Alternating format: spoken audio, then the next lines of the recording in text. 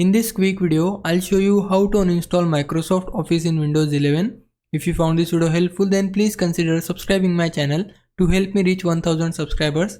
Now to uninstall Microsoft Office, it's very easy and straightforward process. For that we just need to open settings in our Windows 11. You can search settings here, then open the app, and from here we need to go to left panel, and here you will find apps section. We need to click on it. After that go to installed apps to find all the installed apps from your computer. Now here we can find Microsoft Office. You can simply scroll down here, or you can manually search Microsoft Office on top. So I'll just simply search here Office, and then it will show us Microsoft Office.